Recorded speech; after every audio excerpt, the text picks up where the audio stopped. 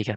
तो हम यहाँ पर समझे हैं कि जब कभी हम किसी भी वर्ब में आईएनजी लगाते हैं तो वो नाउन की तरह बिहेव करता है ना, जिसको जेरेंड कहा जाता है।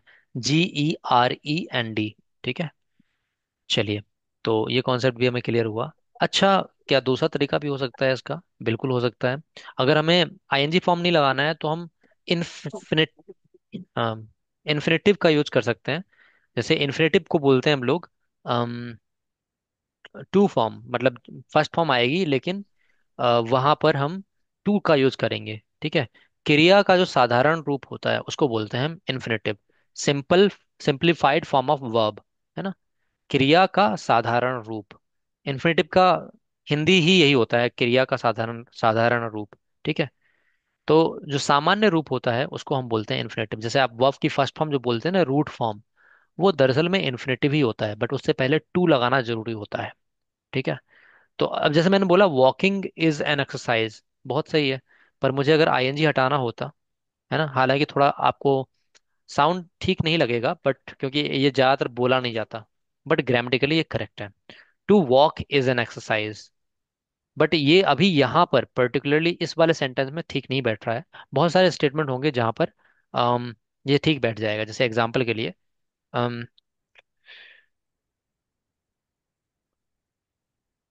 इसको हम थोड़ा चेंज कर लें। अम, मेरा उद्देश्य उसे जानना है। My objective is to know him. मेरा उद्देश्य उसे जानना है, my objective is to know him. तो मैं इसको थोड़ा उल्टा करके भी बोल सकता हूँ। To know him is my objective. उसे जानना मेरा उद्देश्य है, या जानना मेरा उद्देश्य है। To know is my objective. जानना मेरा उद्देश्य है। To know is my objective. ठीक है। एक तरीका तो यह है कि जानना मेरा उद्देश्य, आप बोल दीजिए आईएनजी लगा करके, knowing is my objective. Generally ज्यादा से ज्यादा यही यूज होता है लैंग्वेज में, बट हर जगह तो नहीं, बट इन्फिनेटिव काफी जगह यूज हो जाता है। जैसे ये वाला सेंटेंस है, जैसे to walk is an exercise, generally use नहीं होता, वो गलत भी मान लिया जाता है। ठीक है। एक हैबिट की बात जो जनरली हैबिट में आ जाए, हॉबी में आ जाए, उनके साथ हम जनरली इन्फिनेटिव का यूज ना करके आईएनजी फॉर्म का यूज करते हैं। ठीक है। बट हम ग्रामर के हिसाब से देखना चाहें, स्ट्रक्चर बनाना चाहें, तो बिल्कुल ये एक्सेप्टेबल है कि अगर आप इन्फिनेटिव यूज कर रहे हैं उसके बाद वर्ब लगा रहे हैं, तो देन आप सेंटेंस को कंस्ट्रक्ट कर सकते हैं। जैसे ये वाला एग्जांपल, जानना मेरा उद्देश्य है। To know is my objective. या फिर मैं इसको ऐसे ही बोल सकता था, knowing is my objective. Knowing is my objective दूसरा option, to know is my objective. ठीक है। अब जैसे मैं बोलूं, बोलना मेरा लक्ष्य है, या अंग्रेजी सीखना मेरा लक्ष्य है, बोलूं अंग्रेजी बोलना मेरा गोल है, मान लीजिए अंग्रेजी बोलना मेरा लक्ष्य है, तो मैं तो ऐसे बोल सकता हूँ, speaking English is my goal. या मैं ऐसे बोल सकता हूँ, to speak English is my goal. चाहे तो इसको आप चेंज भी कर सकते हैं, उधर वाला इधर लगा सकते हैं। जैसे मैं बोलूं, my goal is speaking English, है ना। माई गोल इज, माई आगे लगा लीजिए, my goal is speaking English, है ना। या my goal is to speak English. दोनों ही करेक्ट हैं।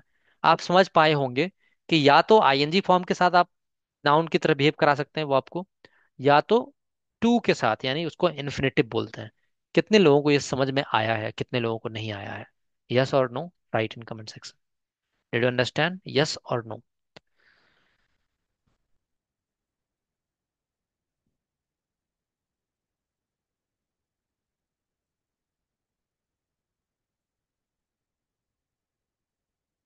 यस और नो दोनों ही लिख दिया आपने। आया भी या नहीं भी आया है? जैसे मैं बोलूं, चीटिंग करना उसकी आदत है, मतलब चीटिंग में तो बोल ही दिया ऐसे, मतलब बेईमानी करना उसकी आदत है, बेईमानी करना उसकी आदत है। क्या होगा इसका? आदत की बात हुई है तो याद रखिए, जनरली किसके साथ जाना चाहेंगे, आईएनजी वाले के साथ या फिर टू के साथ? मैंने भी बताया था, आदत वाले में, हॉबी वाले में जनरली किसके साथ जाते हैं। हालांकि आपका ग्रामर ग्रामर के हिसाब से देखना चाहें सही दोनों हो जाता है, बट अगर एग्जाम में दो ऑप्शन दिए हो ना तो आईएनजी के साथ जाएंगे, हैबिट अगर है उसमें तो। पर आपको एग्जाम तो नहीं देना, आपको लैंग्वेज बोलना है अभी, है ना। तो बताइए, बेईमानी करना उसकी आदत है, बेईमानी करने के लिए आप चीटिंग लगा सकते हैं, चीट।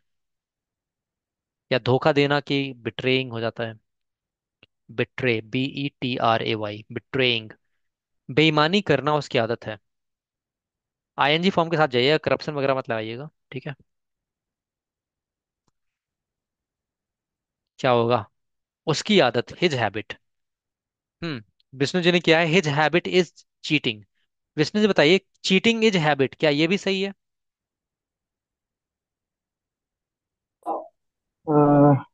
इनडायरेक्टली सही है सर, मेरे उसमें नजर according to me it is right sir. Indirectly नहीं, डायरेक्टली सही है।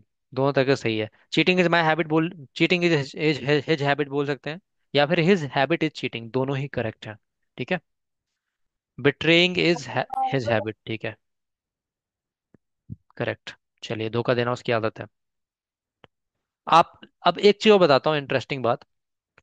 यहाँ पर हिज हैबिट इज चीटिंग, ये भी करेक्ट है, और चीटिंग इज हिज हैबिट, ये भी करेक्ट है। पर हैबिट वाले में हम to cheat is habit is his habit नहीं कर सकते। मतलब देखो, देखा जाए तो मैंने बताया कि स्ट्रक्चर के हिसाब से ठीक है, आप ग्रामर सही लगा रहे हैं। बट जनरली हैबिट में हम आईएनजी फॉर्म का यूज नहीं करते हैं स्टार्टिंग से अगर लेंगे तो। But my habit is to cheat या his habit is to cheat, ये करेक्ट है, ये एक्सेप्टेबल हो जाता है। तो टू का यूज करना है तो आप बाद में कर सकते हैं उस तरह से लगा करके। बट जैसे कि मैंने बताया, काफी जगह आप स्टार्टिंग में भी कर सकते हैं।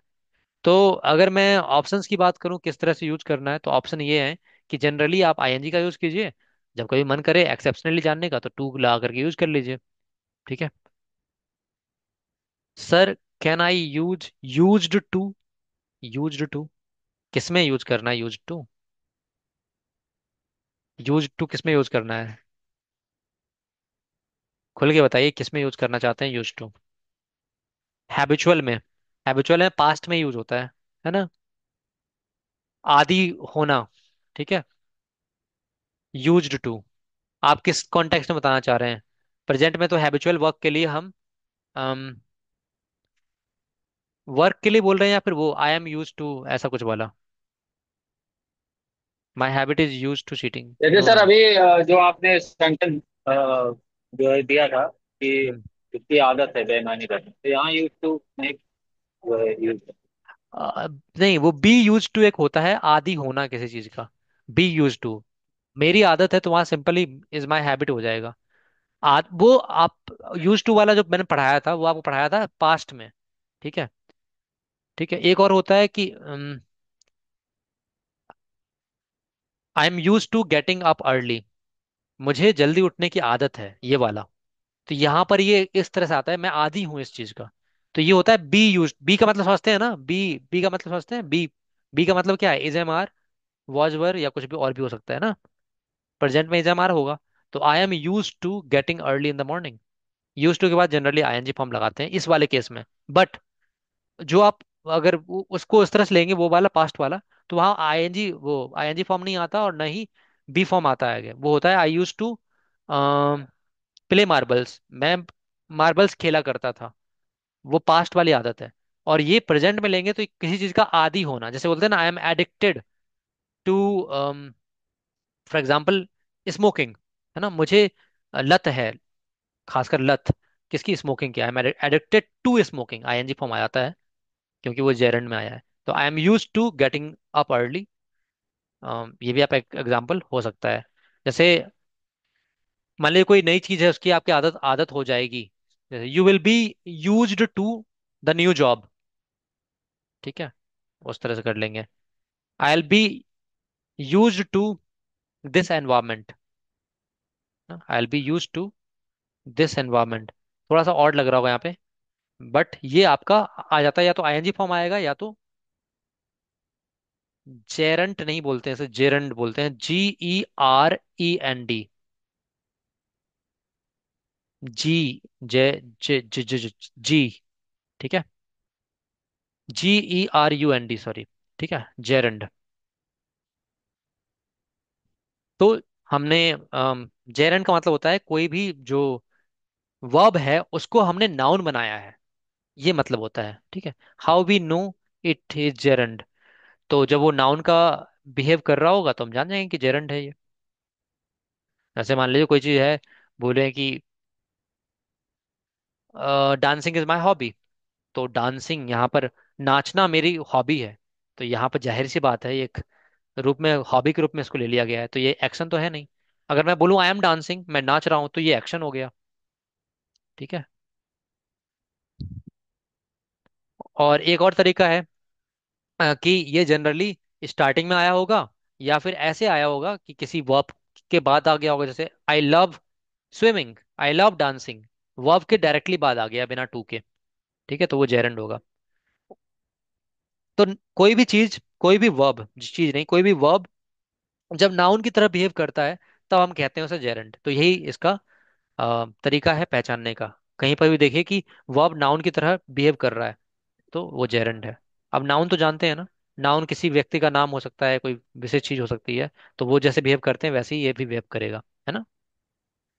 तो टहलना एक व्यायाम है, वॉकिंग इज एन एक्सरसाइज। जैसे राम एक लड़का है, राम इज अ बॉय, तो वैसे ही walking is an exercise. I hope this make sense. चलिए, तो जेरंड का यूज हमने समझा है आज थोड़ा सा। अच्छा बताइए, नियम तोड़ना हमारी आदत है। नियम तोड़ना हमारी आदत है, कुछ लोग बोलते हैं ना, नियमों को तोड़ना हमारी आदत है। नियम तोड़ना ब्रेक रूल्स होता है, ब्रेक रूल्स, या ब्रेकिंग। अगर एक नियम लेंगे तो ब्रेक अ रूल कर लेंगे। जैसे नियमों को तोड़ना हमारी आदत है, तो ब्रेक रूल्स, आईएनजी फॉर्म लगा करके बनाएंगे ऐसे, या फिर आप चाहें तो इन्फिनेटिव का यूज भी कर सकते हैं।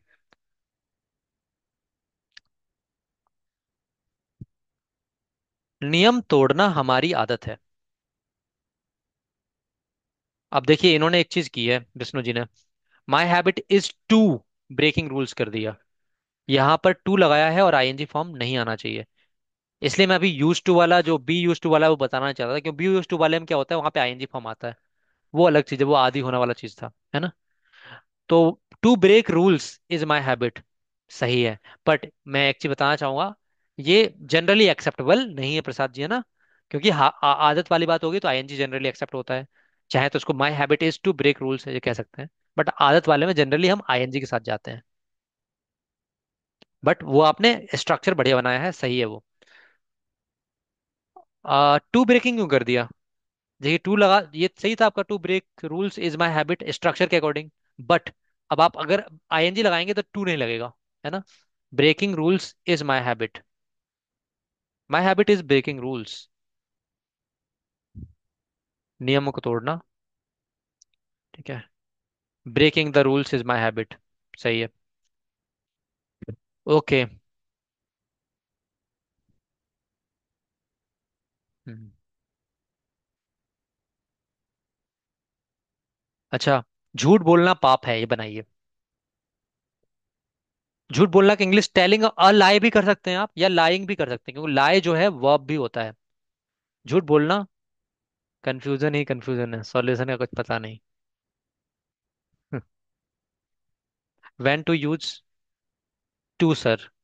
टू तब यूज करते हैं जब हम वर्ब की फर्स्ट फॉर्म यूज करेंगे, आईएनजी फॉर्म नहीं। ठीक है। ऐसे ये जेरंड वाला केस जो है वो आईएनजी वाला है, और ये इन्फिनेटिव वाला केस होता है टू, वो वर्ब की फर्स्ट फॉर्म के साथ आता है टू। Ji ji. सर पाप को इंग्लिश व्हाट वी टेल पाप to sorry, say again. What we say पाप to in English what is its meaning पाप इन इंग्लिश पाप, सिन, सिन, SIN लिखा है लोगों ने, SIN, sin.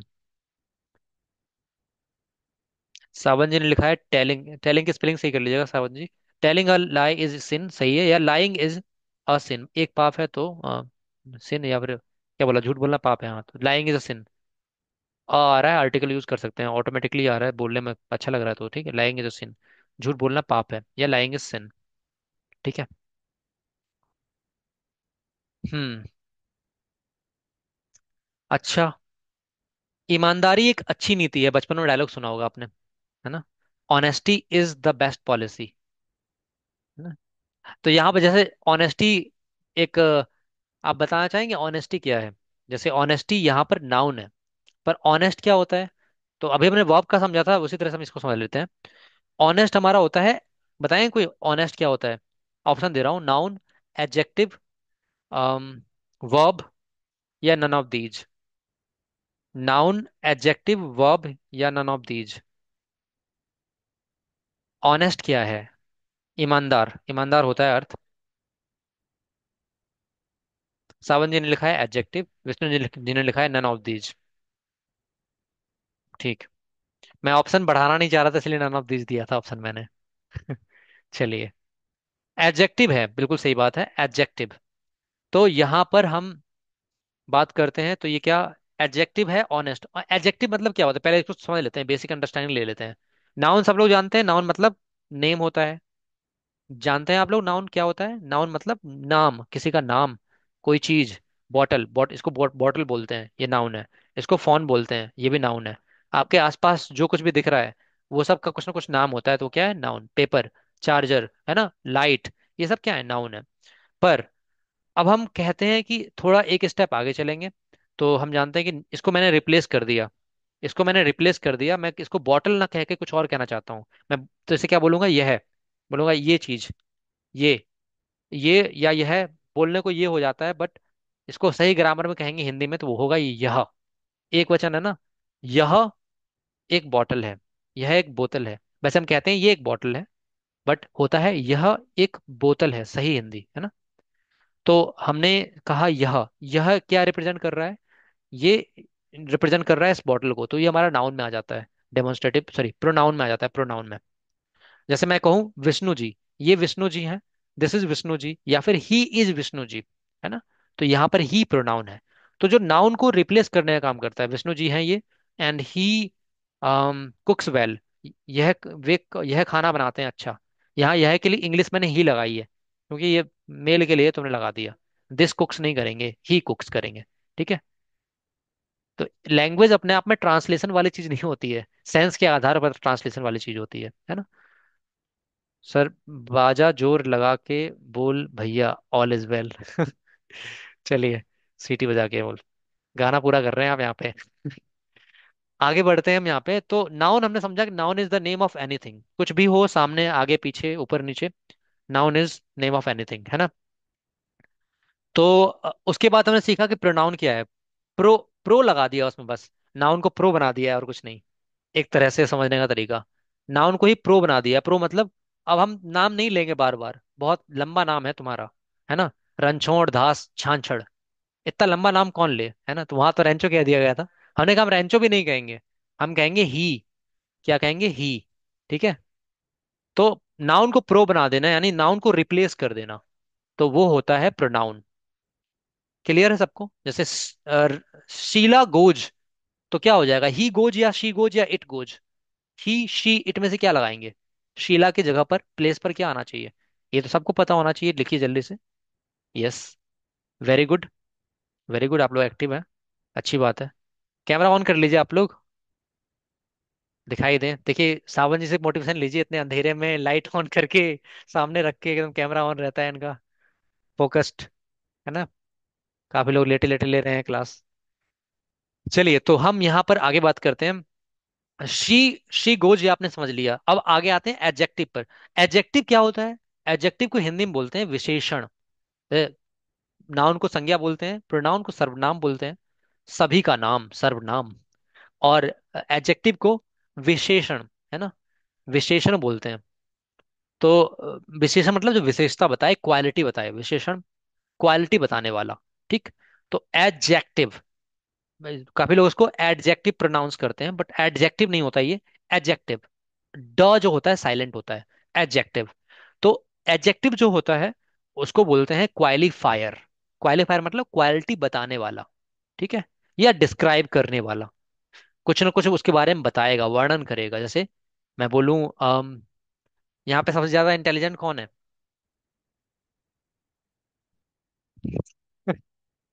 Vishnu ji is intelligent गाय, है ना। तो Vishnu ji is an intelligent गाय। तो यहां पर इंटेलिजेंट क्या है? एडजेक्टिव। विष्णु भाई, प्रसाद जी भी बोल रहे हैं, वोट आ गया एक। तो एडजेक्टिव क्या है यहाँ पे? इंटेलिजेंट। इंटेलिजेंट होना क्या है? विशेषता है। ओके, मैं कुछ और बात करूं, मैं कहूं कि मान लीजिए my pen is blue, my pen is blue, बता सकते हैं यहां पर एडजेक्टिव क्या है? What is adjective in this sentence? My pen is blue, my pen is blue. Great, सभी लोगों का आंसर आया है यहां पर ब्लू। ठीक है, तो एडजेक्टिव वो जो नाउन या प्रोनाउन की विशेषता बताता है। ठीक है, एडजेक्टिव वो जो नाउन या प्रोनाउन की विशेषता बताता है। और अगर यहां पर जैसे हमने कहा माई पेन इज ब्लू, तो यहाँ पे पेन की विशेषता इसने बताई है। ठीक है, बाकी आगे एडजेक्टिव जब हम पढ़ते हैं अच्छे से तो उसमें और भी कैटेगरी आते हैं। जैसे एक पोसेसिव एडजेक्टिव होता है जिसमें हिज हर माई ये भी आपके एडजेक्टिव की तरह ट्रीट होते हैं। जैसे माई पेन में माई भी एडजेक्टिव की तरह ट्रीट होता है, थोड़ा सा एडवांस इंग्लिश है। मतलब हमने अभी नॉर्मली तो ब्लू आपने बताया बिल्कुल सही है, करेक्ट है। बट पेन को भी हमने डिस्क्राइब कर दिया। पेन किसका पेन? मेरा पेन, माई पेन। तो माई जो है वो पोसेसिव एडजेक्टिव कहलाता है। पोसेसिव मतलब किसी पर अधिकार होना। ठीक है, तो माई भी एक तरह का एडजेक्टिव है, वो है पोसेसिव एडजेक्टिव, यानी वो क्वालिटी नहीं दर्शा रहा बट उस पर अधिकार दर्शा रहा है, डिस्क्राइब कर रहा है। ब्लू जो है वो कलर यानी क्वालिटी है, हो गई गुण, है ना, प्रॉपर्टी बता रहा है, प्रॉपर्टी। ग्रेट, आप एडजेक्टिव समझ पाए। तो अभी हमने वर्ब को बनाना सीखा था नाउन, उसको हमने जेरेंड बोला था। वैसे ही हम जो एडजेक्टिव है उसको हम नाउन बना सकते हैं और उसको नाउन ही बोलते हैं। जैसे अम, मान लीजिए ऑनेस्ट, मैंने एग्जांपल लिया था। ऑनेस्ट क्या है? एडजेक्टिव है। वर्ब मीन्स आ जाएंगे उसके उस पर आएंगे। वर्ब तो आप डेली सीख ही रहे होते हैं, कोई भी काम क्रिया आएंगे और अच्छे से आएंगे। तो कोई भी चीज जब एडजेक्टिव होती है उसको नाउन बनाते हैं तो कुछ तरीके होते हैं। जैसे एक टेक्निक होता है कि लास्ट में वाई लगा दो, काफी ज्यादा जो नाउन है वो बन जाते हैं। लेकिन सब पे अप्लाई नहीं होता। जैसे ऑनेस्ट का ऑनेस्टी हो गया, डिसऑनेस्ट का डिसऑनेस्टी हो गया। और कोई बताना चाहेगा, कोई और एग्जांपल जो नाउन बन जाए एडजेक्टिव से वाई लगा करके? ब्यूटीफुल का क्या होता है? ब्यूटीफुल्ली मत कर दीजिएगा, ब्यूटी, ये भी वाई वाला ही वैसे, लेकिन वो ब्यूट करके नहीं आया। ठीक है, एडजेक्टिव आप लोग अभी सर्च कीजिए, adjective and adjective converting in noun with Y at the end, या फिर noun with Y at the end. और उसमें देखिए कौन कौन से हैं जो बन जाएंगे। Noun with Y at the end, है ना, वो नाउन जो वाई के साथ आते हो। एक लिस्ट तैयार कीजिए और उसमें से देखिए कितने जो हैं वो बन सकते हैं। वो जो पहले वो रहे होंगे एडजेक्टिव रहे होंगे। काफी नाउन ऐसे होंगे जो एडजेक्टिव नहीं रहे होंगे। जैसे एग्जांपल के लिए सिटी, सिटी तो एडजेक्टिव नहीं रहा ना कैसे भी। और ऐसे ही मनी, हनी, है ना, ये सब वाई वाले हैं। बट मैं वो नाउन चाह रहा हूँ जो पहले से एडजेक्टिव रहे हों। जर्नी। जर्नी, वेरी गुड, ये आपका पहले से एडजेक्टिव नहीं रहा है। तो आप एक लिस्ट तैयार करेंगे। जैसे मैंने ऑनेस्टी बोला, ऑनेस्टी ये क्या है? पहले से एडजेक्टिव रहा है। ठीक है, तो उनमें से आप देखेंगे, ये आपका काम है ऑब्जर्व करना कि कितने नाउन जो हैं वाई से आते हैं एट द एंड में और वो एडजेक्टिव बन जाते हैं। जैसे मैं एक और एग्जांपल देता हूँ, विंड का होता है विंडी, विंडी, है ना, तो वो भी एडजेक्टिव आपका हो जाता है। तो ऐसे बहुत सारे आप देखेंगे नाउन, जैसे कि डर्ट, धूल जो होती है, गंद, गंद, धूल, इसका क्या बनता है एडजेक्टिव? बताएंगे डर्ट का? कोई बताएगा डर्ट का? हेल्थ, वेरी गुड, हेल्थ का हेल्दी, करेक्ट। फ्रेंड का फ्रेंडली, नहीं फ्रेंड ऑलरेडी नाउन है। फ्रेंडली वो आपका ही इज सो फ्रेंडली, वो एडजेक्टिव बन जाएगा। फ्रेंडली एडजेक्टिव हो गया एक्चुअली में। डर्ट का डर्टी कर दिया, बहुत बढ़िया। क्लाउड, क्लाउड का बताइए एडजेक्टिव बन जाएगा क्लाउड का? क्लाउड का बनाइए, क्लाउड का बनाइए adjective. Cloudy. Cloudy, great, great. लेकिन याद रखेंगे हर किसी का एडजेक्टिव वाई से नहीं बनता। मतलब लास्ट में जैसे टैलेंट का बताइए एडजेक्टिव क्या बनेगा? टैलेंट का टैलेंट ही कर देंगे क्या, या कुछ और? Talent talent. हाँ सही बोल रहे हैं मोनाली जी।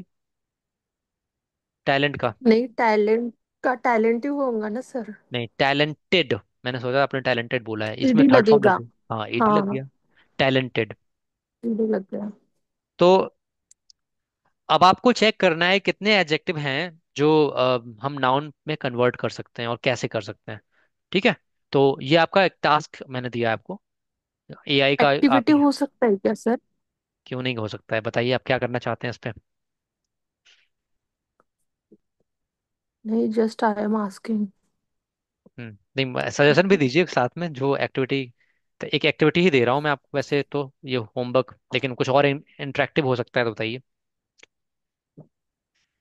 चलिए, थिंक अबाउट इट।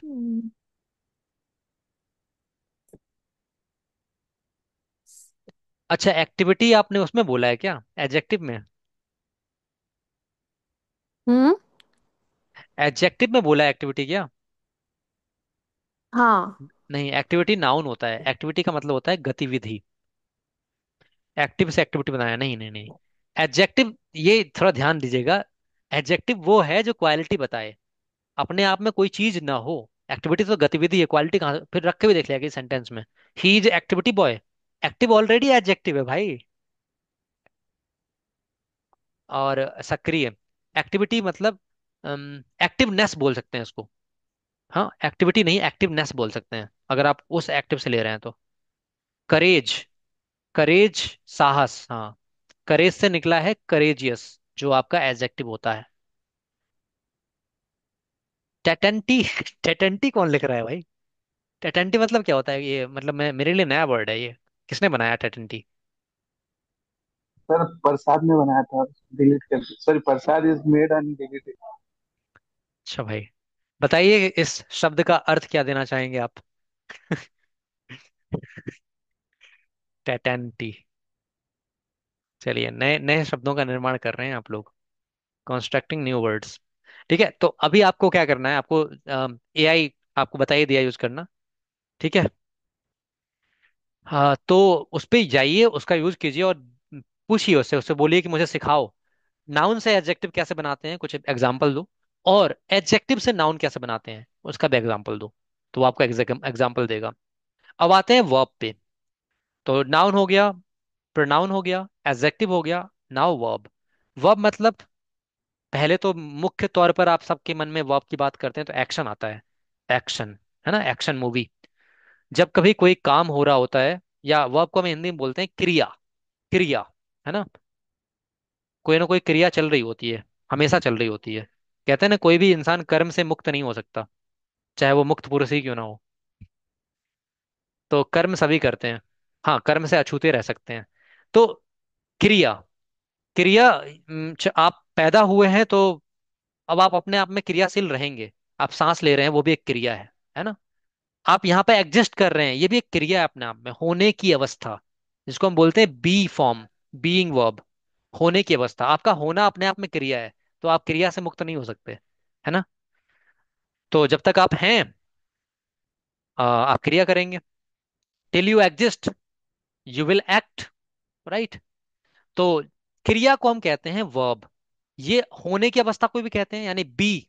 बी का मतलब हो गया is, am, are, was, were, been, है ना, ये सब आपका होने की अवस्था, ये भी क्रिया है। कोई चीज आपके पास है, वो भी क्रिया है, हैविंग। हैविंग वर्ब बोलते हैं उसको। I have this laptop, I have this webcam, I have this headset, I have this phone, I have my brother, I have fever, ये सब क्रिया है। और मेन एक्शन तो सभी जानते हैं, इसको मुख्य रूप से हम समझते हैं जब कोई वर्ब की बात करता है तो लोग एग्जाम्पल यही लेके आ जाते हैं, गोइंग, प्लेइंग, डांसिंग, है ना। ये तो है ही, उसके अलावा भी हैं जो बी फॉर्म बोलते हैं, उसको भूलना नहीं है। इज, एम, आर और वॉज वर, ये क्या है, ये भी वर्ब है। और हैज, हैव, ये जो आप पढ़ते हैं हेल्पिंग वर्ब वाले, ये सब भी वर्ब है। ठीक है। तो मेनली हमने तीन कैटेगरी में बांटा है वर्ब को। एक बी फॉर्म, जिसमें is, am, are, was were, और बी का और दूसरा फॉर्म जैसे बीन हो गया वो भी आ जाता है। और दूसरा हैव बांटा, हैव रखने की अवस्था को बोलते हैं, है ना, किसी पर अधिकार रखना। ठीक है। और तीसरा मेन वर्ब जो हम समझते हैं, कोई भी एक्शन हो रहा होता है, उसी से हमारे हेल्पिंग वर्ब भी कंस्ट्रक्ट हो जाते हैं, जैसे हैव का बन जाता है ना। और इन सब से ही बनते हैं, जैसे डू का डिड हो जाता है। ठीक। और बाकी कुछ जो हेल्पिंग वर्ब है जैसे विल। सर जी बताइए। Sir can you repeat which is the third type? Means पह first one is be, second one is have, third.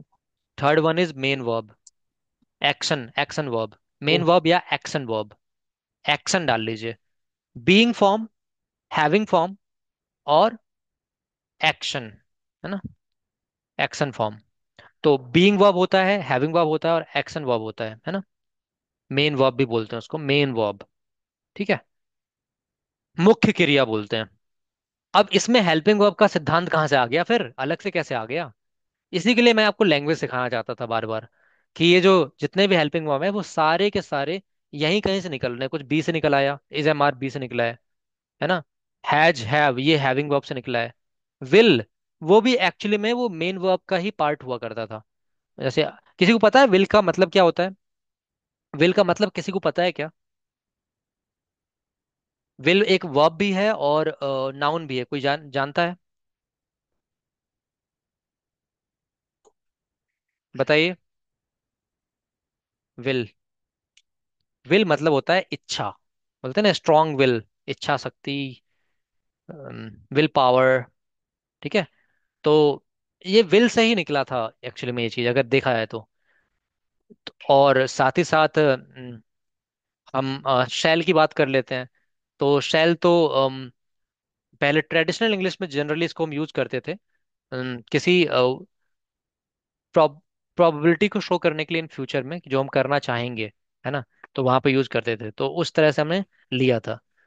तो शैल को आप याद रख सकते हैं विल से ही बेसिकली। ठीक है। बाकी हम जितना भी अगर बात करें, तो ये जितने भी आपके वर्ब या मेन वर्ब हैं, ये सब कहीं ना कहीं से आ रहे होते हैं। ठीक है। आप लोग एक और टास्क दे रहा हूँ, सर्च कीजिएगा history of shall in the language. ठीक है। हिस्ट्री ये एआई पे सर्च कीजिएगा, क्योंकि जनरली आप ऐसे सर्च करेंगे गूगल पे मिलेगा नहीं। History of shall in language. ठीक है। और उसमें शायद आप ये भी देख पाएंगे कि एंशियंट इंग्लिश में या ट्रेडिशनल इंग्लिश में शैल का कितना यूज था, और मॉडर्न इंग्लिश में शैल का कितना यूज है। ठीक है। तो अभी मैं और बताना चाहूंगा, तो आप पहले रिसर्च कर लीजिएगा, बस छोटा सा इस पे हम ऐड करता हूँ। तो विल तो हमने जाना कि वो एक्चुअली में एक तो वर्ब भी है, मेन वर्ब भी है, और यहाँ पर ऐसे भी आ गया। तो और बाकी अगर नहीं भी आता, तो विल और शैल जो है ना, वो आपका काउंट होता है मॉडल वर्ब में भी। मॉडल वर्ब थोड़ा हटके होते हैं इन सब चीजों से, जहाँ पे कुछ नहीं बैठता, जहाँ पे ना मेन वर्ब से वर्ब निकल रहा होता है, ना हेल्पिंग वर्ब। हेल्पिंग वर्ब तो वही मेन वर्ब से हेल्पिंग वर्ब निकलता है, या फिर ना बी से निकल रहा होता है ना हैविंग से निकल रहा होता है। तो वो मॉडल में आ जाता है। जैसे कैन, विल भी और शैल भी, ये भी मॉडल में काउंट होते हैं। अगर विल कुछ लोग स्किप कर देते हैं, तो विल को छोड़ देते हैं, शैल तो 100% काउंट होता ही होता है। ठीक है। हालांकि विल सेल दोनों ही मॉडल में काउंट हो जाते हैं। तो ये मॉडल वर्ब भी हैं। ठीक है। बाकी जितने भी मॉडल वर्ब को छोड़ दें, जितने भी हेल्पिंग वर्ब हैं, वो कहीं ना कहीं इन्हीं से निकल रहे हैं, या तो बी से निकल रहा है, या तो हैव से निकल रहा है, या तो मेन वर्ब से निकल रहा है। ठीक है। इसको हम लैंग्वेज का ऑब्जर्वेशन कहते हैं, इसको हम लैंग्वेज जब ऑब्जर्व करते हैं तो पता चलता है। ठीक है। तो आप इस पे रिसर्च कीजिएगा कि शैल का यूज क्या था पहले, और अब क्या है। तो history of shall in language, और भेजिएगा उसमें ग्रुप में। ठीक है। तो लैंग्वेज अपने हिसाब से बदलता रहता है। तो हमने समझा कि वर्ब क्या होता है, वर्ब क्रिया होती है, ये बात हम समझ गए। अब हम वर्ब को नाउन में बनाना तो सीख ही गए थे, जेरेंड बना करके। वो भी सीख गए थे, इन्फिनेटिव भी सीख गए थे। इन्फिनेटिव क्या बोलते हैं? जब वर्ब के आगे क्या लगा होता है, सब लोग कमेंट में लिखिएगा। वर्ब के आगे क्या लगा हो तब हम उसको इन्फिनेटिव बोलेंगे। वर्ब के आगे क्या लगा हो तब हम उसे इन्फिनेटिव बोलेंगे। To, great. वर्ब के आगे टू लगा हो तो हम उसको इन्फिनेटिव बोलते हैं। और कौन सी फॉर्म आएगी वर्ब की? Second form, third form, fourth form, none of these. Second, third, fourth, या नन ऑफ दीज?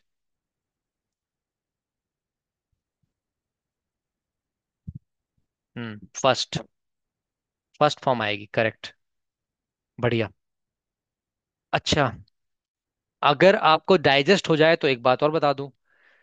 पता नहीं डाइजेस्ट होगा कि नहीं होगा, क्योंकि जेरंड आपने ऑलरेडी सीखा है अभी। और हालांकि ये बात मैंने बताई है जब आपको इंट्रोडक्शन पढ़ाया था तब।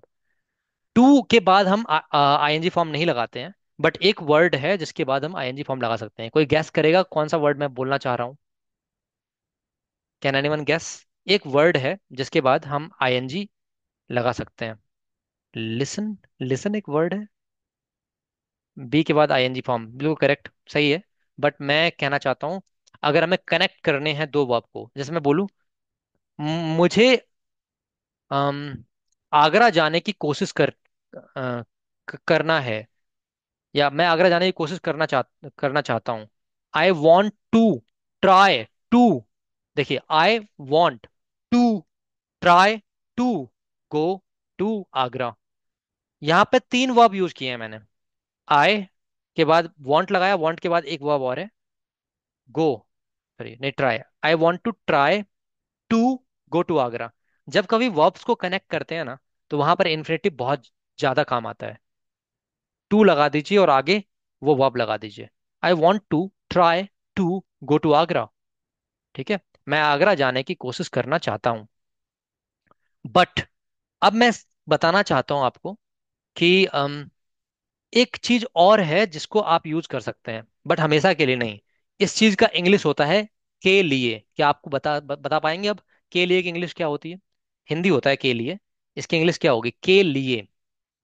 के लिए की इंग्लिश आती है किसी को? नहीं आती? Vishnu ji, it is for you. अच्छा, फॉर यू, के लिए, फॉर That. यू। दैट मतलब होता है की, है ना? आपके लिए फॉर यू, उसके लिए फॉर हिम। तो के लिए की इंग्लिश हो गई फॉर, फॉर, है ना? तो अब मैं बोलूं I want to go for dancing, मैं नाचने के लिए जाना चाहता हूँ। मैं अब यहाँ पर इसको ऐसे भी बोल सकता हूँ हिंदी में, मैं नाचने जाना चाहता हूँ। मैं किताब पढ़ने जाना चाहता हूँ, मैं किताब पढ़ने के लिए जाना चाहता हूँ, मैं किताब पढ़ने जाना चाहता हूँ। I want to go for reading, right? I want to go for reading. तो जब आप फॉर लगाते हैं तो आईएनजी फॉर्म लग जाता है। ठीक है, इसका जनरल मीनिंग तो के लिए ही होता है, पर कभी कभी के लिए मीनिंग ना भी हो तब भी चल जाएगा। जैसे मैं पढ़ने जाना चाहता हूँ, ऐसे बोल देते हैं कोई तो, I want to go for reading.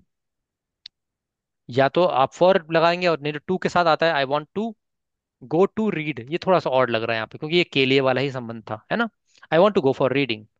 Do you want to go for playing basketball? No, I don't want to go for playing basketball, but I want to go for playing kabaddi. तो ऐसे आप यूज कर सकते हैं, right? All right. Why do you like kabaddi? Because kabaddi is good for health, या कुछ और बोल दें, है ना? तो फॉर लगा दिया हमने। या kabaddi is good for taking revenge, बदला लेने के लिए कबड्डी बढ़िया है। ठीक है, तो यस। तो आई होप आप ये चीजें सीख पाए होंगे थोड़ा बहुत। हमने आज पार्ट्स ऑफ स्पीच का कैटेगरी कर लिया था। नाउन, इन सबको पार्ट्स ऑफ स्पीच बोलते हैं ग्रामर में। नाउन, प्रोनाउन, वर्ब तक किया है, ठीक है? कभी और हम इस पे डिस्कस करेंगे, तो इसके आगे भी जाएंगे, है ना? तो अभी आपका जो काम है थोड़ा रिसर्च बेस्ड है, आप इस पे काम कीजिए। ठीक है, पहला काम मैंने ये दिया था कि नाउन को एडजेक्टिव, एडजेक्टिव को नाउन कैसे बनाएं। ठीक है, वर्ब को पे भी ट्राई कर सकते हैं। बाकी एक वर्क दिया था, history of shall in the language. इनमें से कुछ भी आप एक एक करके कर सकते हैं या सब कर सकते हैं, तो वो भेजिएगा। ठीक है, और कुछ क्रिएटिव वर्क करना है पार्ट्स ऑफ स्पीच पे, तो वो भी कर सकते हैं। This is part of your homework. जितना करेंगे उतना सीखेंगे, सिंपल सी बात है। ठीक है, AI can also be your coach. और कुछ भी डाउट हो रहा है then we can discuss in coming classes. तो आज के लिए इतना ही रखते हैं, ठीक है? Bye everyone, take care. Bye sir, good night.